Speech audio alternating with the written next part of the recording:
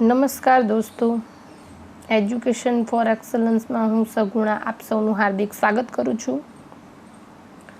દોસ્તો, આજે આપણે જોઈશું સમાજ કાર્યમાં વ્યવસાયિક સમાજ કાર્યનો અર્થ. તો એની અંદર આપણે જોઈશું કે વ્યવસાયિક સમાજ કાર્યનો અર્થ શું છે. આપણે વ્યવસાય એટલે શું એ આપણે જોઈ ગયા છે, પણ વ્યવસાયિક સમાજ કાર્યનો અર્થ નથી જોયું. તો આપણે આજે એના વિશે વાત કરીશું. અનેક વર્ષોના અંતે વ્યવસાયિક સમાજ કાર્ય એક પુખ્ત વ્યવસાય તરીકે વિશાળ વટવૃક્ષની જેમ અનેક શાખા પ્રશાખાઓમાં ફાલ્યું ફૂલ્યું છે. વ્યવસાયિક સમાજ કાર્યને સમજવું હોય તો આ વટવૃક્ષની પ્રત્યેક શાખા પ્રશાખા વિશેની સમજ મેળવવી સમાજ કાર્યના વિદ્યાર્થીઓ માટે જરૂરી બની છે. વ્યવસાયિક સમાજ કાર્યની અવધારણા એ કોઈ સ્થિર અવધારણા નથી, પરંતુ સમાજમાં આવતા બદલાવો સાથે તે સતત બદલાતી રહે છે. સમાજ કાર્યનો વ્યવહાર જે તે સમયની સામાજિક, આર્થિક, સાંસ્કૃતિક પૃષ્ઠભૂમિ અને રાજકીય પૂર્વાભિમુખતાને આધારે આકારિત થયો છે. તેથી જ સમાજ કાર્યના વિકાસને ઐતિહાસિક રીતે તપાસી તેની સતત બદલાતી પરિવર્તનશીલ પ્રકૃતિને સમજવી જરૂરી છે. મેરી અને જ્હોન કહે છે તે મુજબ સમાજ કાર્ય એટલે અનેકવિધતા. સમાજ કાર્ય વ્યક્તિની સતત બદલાતી જરૂરિયાતો, અપેક્ષાઓ, સમસ્યાઓ અને મૂલ્યો, કુશળતાઓ, વલણો સાથે કાર્ય કરતું અને બદલતા સામાજિક સંદર્ભ સાથે બદલાતું વિજ્ઞાન છે.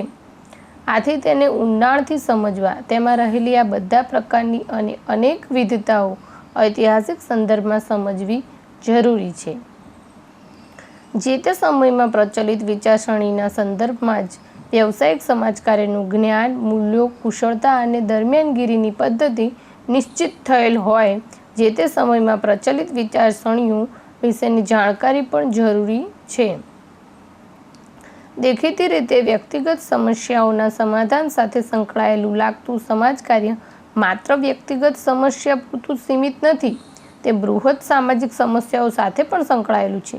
સમાજ કાર્ય જીવંત વ્યક્તિઓ સાથે કાર્ય કરતું વિજ્ઞાન હોવાથી વ્યક્તિ સાથે સંકળાયેલી પ્રત્યેક વિદ્યાશાખાનું જ્ઞાન તેના માટે જરૂરી બને છે. અને આપણે આગળ પણ એ જુદા જુદા વિજ્ઞાનો સાથે સમાજ કાર્યનો સંબંધ શું છે તે આપણે જોઈશું. વિવિધ વિદ્યાશાખાઓના જ્ઞાનને વિષયના સંદર્ભમાં ઢાળી સમાજ કાર્યએ તેનો ઉપયોગ સમસ્યાની જટિલતા સમજવા માટે અને દરમિયાનગીરીની અસરકારક પદ્ધતિ શોધવા માટે કર્યો છે. આમ વ્યવહારની દ્રષ્ટિએ અનેક ક્ષેત્રોના જ્ઞાનને આધારે સમાજ કાર્યનો વિકાસ થયો હોવાથી તે જ્ઞાનને જાણવું પણ જરૂરી બની રહે છે. સમાજ કાર્ય કોઈ જડ પદાર્થો સાથે પ્રયોગ કરતું વિજ્ઞાન નથી, પરંતુ જીવંત વ્યક્તિઓ સાથે કાર્ય કરતું વિજ્ઞાન છે. જેમ જેમ આ વ્યક્તિઓની જરૂરિયાતો, ક્ષમતાઓ અને ઉપલબ્ધ સંસાધનોમાં બદલાવ આવે તે પ્રમાણે તેણે પોતાની કુશળતાઓ અને પદ્ધતિઓમાં બદલાવ લાવવો પડે. વ્યક્તિની જરૂરિયાતો અને ક્ષમતાઓનો આધાર સતત પરિવર્તિત થતી તેની વૃત્તિ, વલણ પર રહેલો છે, અને આ પરિવર્તનને કોઈ જડ નિયમોમાં બાંધી શકાય તેમ નથી. આથી સમાજ કાર્ય માટે જરૂરી જ્ઞાન, કુશળતાઓ અને પદ્ધતિઓને જડ નિયમોમાં બાંધી શકાય નહીં. જેમ સમી સાંજે દરિયા કિનારે બેઠા હોઈએ અને વાદળોથી ભરપૂર આકાશમાં સૂર્યના કિરણો ક્ષણે ક્ષણે જુદા જુદા રંગોના મિશ્રણ દ્વારા જુદી જુદી રંગસૃષ્ટિ સર્જે, અને આ ક્ષણે ક્ષણે બદલાતા રંગોને કે રચાતી આકૃતિઓનું સામાન્યકરણ કરી શકાય નહીં, તેને કોઈ નિશ્ચિત જડ ખ્યાલોમાં બાંધી ન શકાય, તેવું સમાજ કાર્યમાં થાય છે. જીવંત વ્યક્તિઓ સાથે સંકળાયેલા આ શાસ્ત્રે ક્ષણે ક્ષણે બદલાતી માનવ પ્રકૃતિ અને સમાજ વિશેના જ્ઞાનને અનુરૂપ તેના જ્ઞાન, કુશળતા અને પદ્ધતિઓમાં પરિવર્તન લાવવું પડે, તો જ તે સફળ થઈ શકે. આવી અનુભૂતિ, ભાવ અને તૈયારી સમાજ કાર્યકર રાખે તો જ તેને સફળતા મળી શકે. એટલું જ નહીં, વ્યક્તિ અને સમાજમાં જે ગતિથી પરિવર્તન આવે છે તે ગતિને અનુરૂપ પરિવર્તન માટેની તૈયારી પણ રાખવી પડે. આ સમજ મનમાં રાખી જો આપ આગળના બધા જ અને હવે પછી જેટલા પણ વિડીયો આવશે એ તમે આ સમજને ધ્યાનમાં રાખીને જોશો તો જ તમે આ સમાજ કાર્યના વટવૃક્ષને સમજવાનો પ્રયત્ન સાચા અર્થમાં કર્યો છે તેમ કહી શકાય.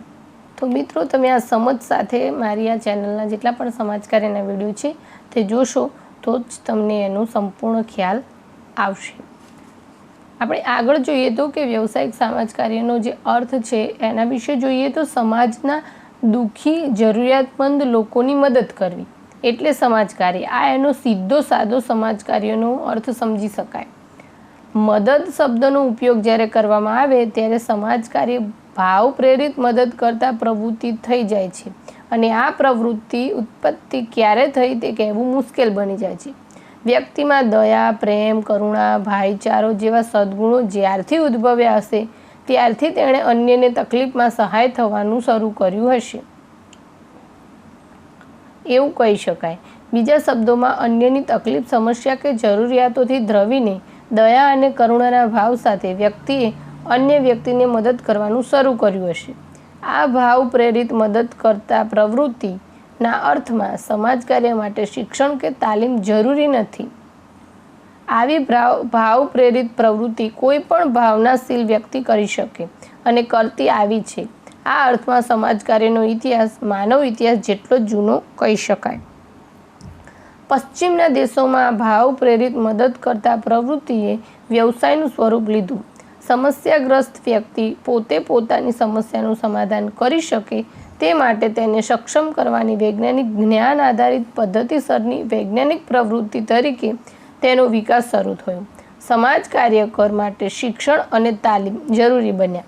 વ્યક્તિ, સમાજ અને સમસ્યા વિશેના જ્ઞાનમાં જેમ જેમ વધારો થતો ગયો તેમ તેમ વ્યવસાયિક સમાજ કાર્ય વિકસતું ગયું। તેના અભિગમો, જ્ઞાન, કુશળતાઓ અને પદ્ધતિઓનો વિકાસ થતો ગયો। આ રીતે અન્યને મદદ કરવાની બહુ પ્રચલિત અને પરંપરાથી ચાલી આવતી સમાજ કાર્યની ભાવ પ્રેરિત સરળ પ્રવૃત્તિ જ્યારે વ્યક્તિ પોતે પોતાની મદદ કરી શકે તે માટે સક્ષમ કરનાર વ્યવસાયિક પ્રવૃત્તિમાં પરિવર્તન થઈ ત્યારે તેને એક જટિલ અને જીવંત વિજ્ઞાનનું સ્વરૂપ મળ્યું અને તે સમજવું અઘરું બન્યું।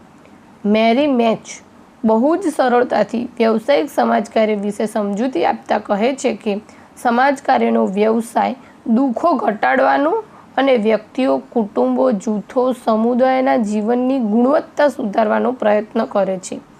તેઓની સમસ્યાઓનું નિરાકરણ લાવવાનો પ્રયત્ન કરે છે। સમાજ કાર્ય એ આયોજનબદ્ધ અને હેતુલક્ષી દરમિયાનગીરી છે જે વ્યવસાયિક જ્ઞાન, કુશળતાઓ અને મૂલ્યો પર આધારિત છે જેનો ધ્યેય વ્યક્તિગત અને સામાજિક પરિવર્તનનો છે। વ્યવસાયિક સમાજ કાર્ય વ્યક્તિ પોતે પોતાની મદદ કરી શકે તે માટે તેને સક્ષમ કરવાની કળા છે।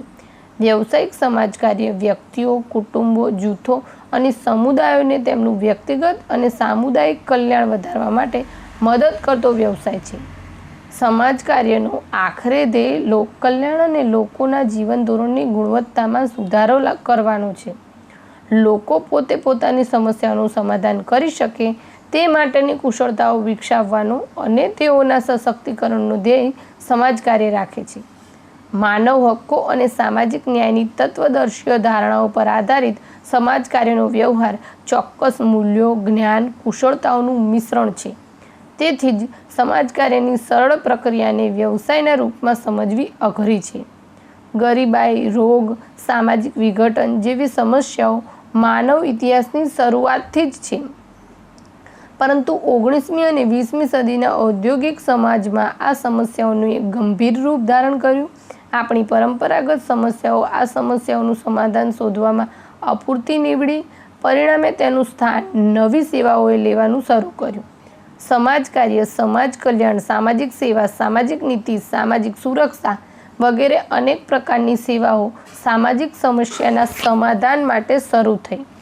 આથી આ વિભાવનાઓને સ્પષ્ટ કરવી બહુ જરૂરી છે। આ બધી વિભાવનાઓ સમાજ કાર્ય સાથે નજીકથી જોડાયેલી અને સામાન્ય અર્થમાં સમાનાર્થી ગણાય ગૂંચ ઊભી કરનારી છે। તો હવે પછીના લેક્ચરમાં આપણે વ્યવસાયિક સમાજ કાર્યની જે નજીકની વિભાવનાઓ મેં તમને જણાવી ઉપર એ વિભાવનાઓ સાથે સમાજ કાર્ય કઈ રીતે જુદું પડે છે અને કઈ રીતે તેમાં સમાનતા છે એ વિશે જોઈશું। તો આજ માટે બસ આટલું જ। વિડીયો જોવા બદલ આપ સૌ મિત્રોનો ખૂબ ખૂબ આભાર। ધન્યવાદ।